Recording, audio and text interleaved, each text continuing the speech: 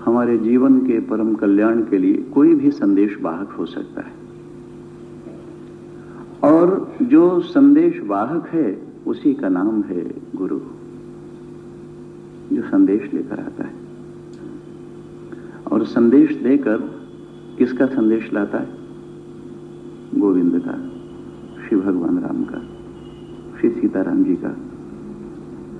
और इस जीव को संदेश देकर और फिर उनके चरणों में जाकर प्रार्थना करता है कि प्रभु अब इसे स्वीकार करो।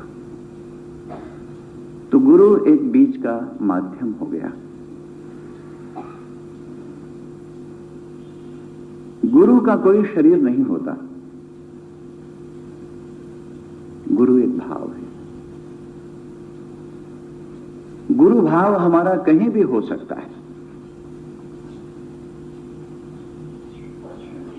अब सर्वत्र हमारे जीवन की शांति और समाधान का मार्ग दिखाई नहीं देता, तब हम अपने मन की पसंद का कोई एक विशेष गुरु की खोज करते हैं, गुरु की तलाश करते हैं, जिनके चरणों में हमारे जीवन का समाधान मिल सके। परंतु गुरु कोई भी हो सकता है। हमारा पिता, हमारी माता, हमारा भाई, हमारी पत्नी, हमारा पड़ोसी, कोई भी, जहां एकाग्र भाव से पूरी निष्ठा के साथ हमारा समर्पण हो जाए, जहां हमारे जीवन को पूर्ण शांति और संतोष उपलब्ध हो जाए, वही हमारा गुरु है। जो हमारा गुरु है वही हमारे लिए परमात्मा है, वही हमारे लिए भगवान है। किसी भी जीव का श्री भगवान के साथ सीधा संबंध नहीं हो सकता, डायरेक्ट रिलेशन नहीं है श्री भगवान के साथ, कोई माध्यम चाहिए।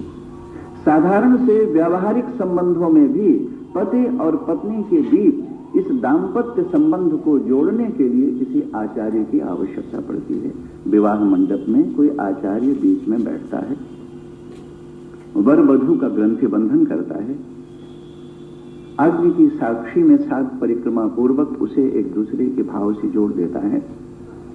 साधारण से व्यवहारों में भी जुड़ने के लिए किसी तीसरे की जरूरत पड़ती है, तो परमात्मा के साथ जुड़ने के लिए, श्री भगवान के साथ जुड़ने के लिए कोई ऐसा गुरु, ध्यान रहे, मैं ये नहीं कह रहा कि कोई समर्थ गुरु, ऐसा नहीं, कोई गुरु। समर्थ कौन है? तो जहां हमारा पूरा समर्पण हो जाए। अगर हमारा पत्नी में ही समर्पण हो गया हो तो हमारे लिए पत्नी ही गुरु है, और एक दिन वो पत्नी हमारे जीवन का परम संदेश प्रदान कर देगी। किसी और की बात नहीं कहना चाह रहे, यहां पर स्वयं बाबा तुलसी की बात कर रहे हैं। बाबा तुलसी को शिक्षा किसी ने दी हो, किन्हीं परंपरा और किसी परिवेश में बाबा तुलसी रहे हों, परंतु सच्चे अर्थों में बाबा तुलसी का राम के साथ ग्रंथ बंधन तो उनकी पत्नी रत्ना ने किया है। बाबा तुलसी ने चाहा है अपनी पत्नी रत्ना को, चाहा है तो इतना चाहा है कि संसार की बाकी चाह मिट गई। कभी हमारे जीवन में यह घटना घट जाए, इतने उन्मत्त हो गए हैं बाबा तुलसी अपनी पत्नी रत्ना के प्रति कि थोड़ा भी समय अगर रत्ना तुलसी की आंखों से ओझल हो जाती तो उन्मत्त और पागल की तरह भागने लगते इधर से उधर। और एक बार ऐसी ही घटना घट गई जब बाबा तुलसी नहीं थे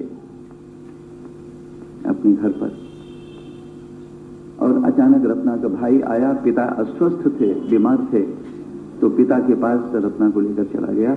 और बाबा तुलसी जब लौट कर आए और पड़ोसियों से पता चला कि रत्ना तो अपने पिता के घर, अपनी मां के घर चली गई, तो बाबा तुलसी उन्मत्त और पागल हो गए। एक भी क्षण न पूजा में मन लगा, न भाव, न ध्यान, न भूख, न प्यास, उन्मत्त और पागल की तरह रत्ना के पीछे दौड़ पड़े। अगर हम किसी मछली को पानी से बाहर निकाल दें तो मछली छटपटा उठती है, और अगर उसे फिर से पानी नहीं मिल जाए तो अपने प्राणों का परित्याग कर देती है। बाबा तुलसी की कुछ ऐसी ही दशा रत्ना के संबंध में थी। उन्मत्त और पागल की तरह भागे, सामने बढ़ी हुई यमुना कैसे पार करें। नावें सभी खूंटे से बंधी थी। मछुआरा, नाव चलाने वाला नाविक केवट कोई था नहीं। कोई देखा भी तो बाबा ने जाकर उसको बड़ी प्रार्थना की, हाथ जोड़ा, मिन्नतें कि भैया मुझे उस पार उतार दो। उसने कहा इतनी बढ़ी हुई यमुना में डूब जाओगे, नाव भी डूबेगी और तुम भी जाओगे, मैं भी जाऊंगा। परंतु बाबा को कहां होश था, बाबा ने नाव की परवाह भी कहां की, बाबा तो छलांग मार दी यमुना। और यमुना में अचानक बह रहा एक मुर्दा मिल गया और उसी मुर्दे का ही सहारा ले लिया। ये होश ही नहीं रहा कि जो हमारी आंखों के सामने है वो मुर्दा है या जीवित है। वो अस्पृश्य किसी का शव है। परंतु महाराज, अगर ऐसी निष्ठा हमारे अंतःकरण में कभी पैदा हो जाए तो शव ही हमारे जीवन में शिव बन जाता है। बाबा तुलसी के जीवन के लिए वह शव शिव बनकर प्रकट हुआ। शिव माने जीवन का परम कल्याण जहां हो, जहां जीवन का परम मंगल है। उन्मत्त और पागल की तरह उसी मुर्दे का सहारा लिए बाबा यमुना पार उस पार भागे। मध्य रात्रि पहुंच गए अपनी ससुराल। कुछ नहीं सूझ रहा, लोग क्या कहेंगे, भीगे चले जा रहे। ठंड का मौसम है, सारा शरीर थर-थर कांप रहा। द्वार के ऊपर जाकर दस्तक दी, आवाज लगाई, द्वार नहीं खुला। अब कैसे जाऊं? ऐसे लग रहा बस जो दशा उस मछली की है वही दशा बाबा तुलसी की थी कि कहीं मेरी प्राण ही न चले जाए रत्ना के बिना। इधर उधर घूमा, चक्कर काटा अपने उस घर का और पीछे की तरफ जाकर देखा कि एक खिड़की से संयोग की बात थी या श्री भगवान की लीला थी। क्योंकि श्री भगवान की कृपा कब किस रूप में हमारी आंखों के सामने प्रकट होगी ये कहना बड़ा मुश्किल है। कभी वो सांप बनकर भी आ जाती। एक सांप था, लटक रहा था खिड़की से नीचे। बाबा तुलसी तो बड़े प्रसन्न हो गए कि रस्सी मिल गई। सांप को रस्सी समझ गए। वेदांती और क्या कह रहा है? वेदांती हमें क्या समझा रहा है वेदांत की भाषा में? बाबा तुलसी ने इसीलिए मंगलाचरण के प्रसंग में श्री रामचरितमानस के कहा है, यन माया वशवर्त विश्वमखिलम ब्रह्मादि देवासुराः यत् सत्त्वादमृषैव भाति सकलम रज्जौ यथा हेर्भमः। रज्जौ, रज्जु माने रस्सी और अहि माने सांप। चाहे रस्सी में सांप का भ्रम हो जाए, चाहे सांप में रस्सी का भ्रम हो जाए। रज्जौ यथा हेर्भमः यत् पादप्लवमेकमेव हि भवाम बोधे स्थितिर्षावताम वंदे हम तमशेष कारण परम रामाख्यमीशम हरिम। उस राम का साक्षात्कार करने में, उस राम तक पहुंचने में चाहे कितने ही संकट और चाहे कितना ही संघर्ष, चाहे कितनी ही प्रतिकूलताएं, चाहे कितनी विषमताएं हमारे जीवन में आ जाएं, चाहे कितना ही उन्माद और पागलपन छा जाए, तन के ऊपर कपड़े हो ना हो कोई फिक्र की बात। क्यों कपड़े इसलिए नहीं उतर गए हैं कि हम नग्नता का प्रचार करना चाहते हैं दुनिया में। एक तो ऐसे लोग भी हैं जो अपने कपड़े उतार देते हैं, जो संसार में नग्नता का प्रचार करते हैं, नग्न संप्रदाय पैदा करते हैं। चाहे वो हमारे नागा साधु हों और चाहे दिगंबर जैन संप्रदाय हो, किसी की आलोचना का प्रश्न नहीं है, परंतु हम एक भाव का संकेत कर रहे हैं। नग्नता का भी एक संप्रदाय चल पड़ा। नग्न होने की साधनाएं प्रारंभ हो गई कि नंगे रहो और नंगे कैसा रहना चाहिए। नग्न रहने की साधना नहीं की जाती, परंतु एक दिन जब श्री भगवान के भाव का उन्माद हमारे तन मन प्राणों में छा जाता है तो हम नंगे हो जाते हैं।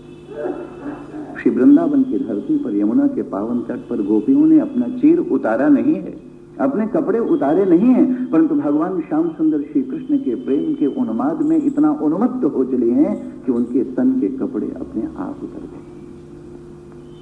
और तब श्री भगवान श्याम सुंदर ने उन कपड़ों को इकट्ठा कर लिया, उन्हें चुरा, जिसको बोलते हो, चुरा लिया। क्यों? क्योंकि भाव के उन्माद में जब गोपियों के कपड़े उतर गए तो दोबारा इन्हें क्यों पहनो? और अगर दोबारा पहनना ही है तो वो वस्त्र मिलेंगे, जरूर मिलेंगे, परंतु जिसमें भगवान श्याम सुंदर श्री कृष्ण की कृपा का रस भरा हुआ ऐसे वस्त्र मिलेंगे। अब संसार के वस्त्र थोड़ी मिलेंगे। जिन्होंने हमको स्त्री की पहचान कराई, जिन कपड़ों ने हमें पुरुष की पहचान कराई और जिन कपड़ों के कारण हमने अपनी लज्जा को ढका है, वो कपड़े तो हमें हमारे प्रियतम प्रभु श्री भगवान से हमको अलग कर देते हैं। श्री भगवान कोई नग्नता का प्रचार करने थोड़े आए। श्री भगवान ने अपनी कृपा से गोपियों को दूसरे वस्त्र प्रदान कर दिए। तो भाव के उन्माद में कुछ भी समझ में नहीं आता और वेदांत यही समझाने की चेष्टा करता है। रज्जौ यथा हेर भ्रमः, रज्जु माने सांप में, रस्सी में जैसे सांप का भ्रम हो जाता है।